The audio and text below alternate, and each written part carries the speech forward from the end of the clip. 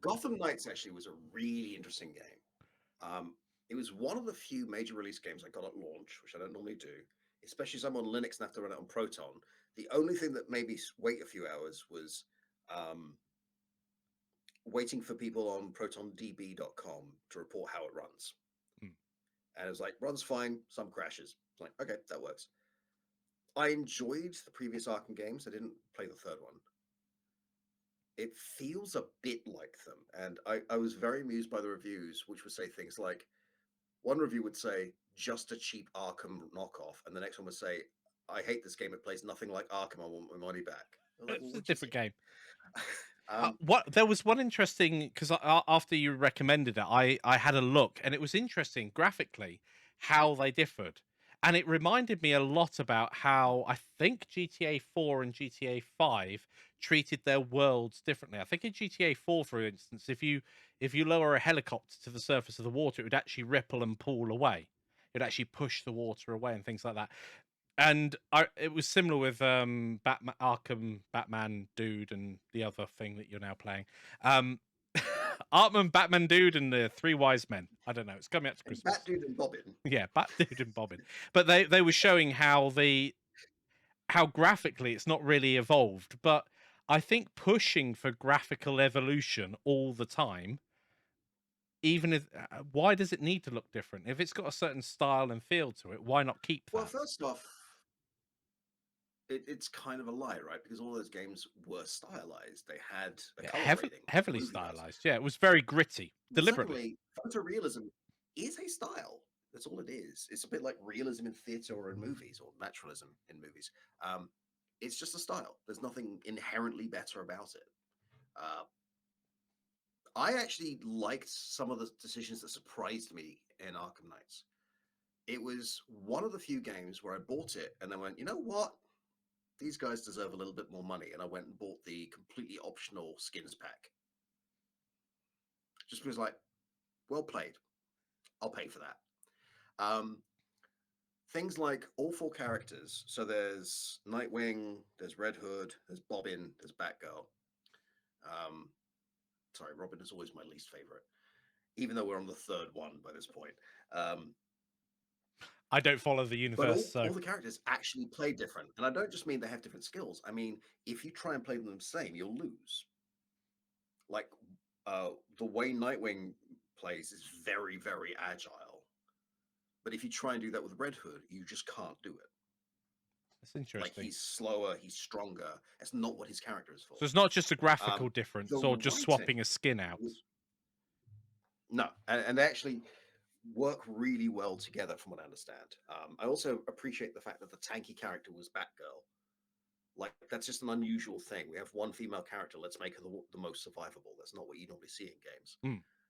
I also really enjoyed the fact that the writing was so good. I found myself reading the little email logs between characters, which I normally just skip because they were hilarious. They were genuinely funny. Maybe they thought no When one's going to read this. Let's make it comical.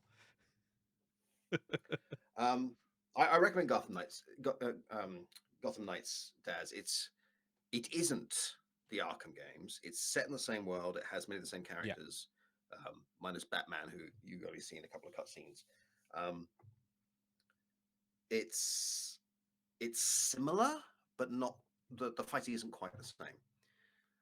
But there's something about Grayson emailing the other nights with, "I had a pizza in my fridge, and it's gone. Which one of you took it?" And they're all going, "Dude, you're the inheritor of the Wayne fortune. Buy another pizza." That's just what I'd expect you to say. You know what? I haven't heard from Alfred recently. And Alfred replies to the chain saying, "I don't even like pizza." That's what I thought. I warn you, pizza thief. I was trained by Batman and I will find you. It's just like, okay, I'm in. Like, there was something I was not expecting about a AAA licensed game from a major studio on a major Batman or superhero franchise to make me want to read all the little things, do the collection quests, and spend extra money on skins I never use. yeah. Like, that was a real joy.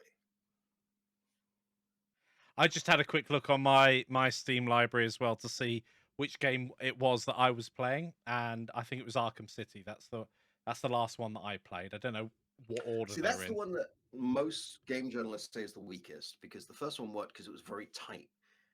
But the last one was like, here's the whole city in a Batmobile. Okay, it was the one before that that I've Okay. played lots of. Because I don't know, I've launched the game. I've got a playtime of 5 minutes as I well. do want to play Gotham Knights with Mikey at some point, which means he'll have to get the game and we'll both have to install it because I've taken it off my machine now. I definitely didn't Um, have a car. You jumped off the tall buildings, and there was some mini games of flying through hoops. Pretty much, you grappled up yeah. and then flew across the city. But just to give you another example, I don't want to give any spoilers, but there's a mission where an optional mission. Harley Quinn is giving a motivational speech at a theater, and you think she's got something evil planned. So you head over to the Monarch Theater, which, by the way, is the last place Bruce Wayne went before his parents were killed. Things I know. And you get there, and projected onto the clouds is 3 red diamonds. And I was playing with Red Hood at the time, and he just went, a Harley symbol. Really? So like, she's yep, I'm in. projecting it like the bat symbol. Nice. I dig it. Yeah, that was a lot of fun. I recommend that one. Payday 2 from a sort of game design. How has this aged? What would I change? I recommend if you can get past the learning curve. I'm It's a still little learning. brutal if you don't know what you're doing. And like you were saying, I don't want to play the solo, right? Because if you don't know what you're doing, it can be brutal. I think I My personally I find girlfriend it picked far it more up, enjoyable. tried one mission, and was like, "I'm never playing this game." I was like, "What mission did you do?" I was one set in LA. I was like, "Oh, Aftershock. Yeah, don't play that one." Like, how am I supposed to know that? I don't know. Just don't do that one.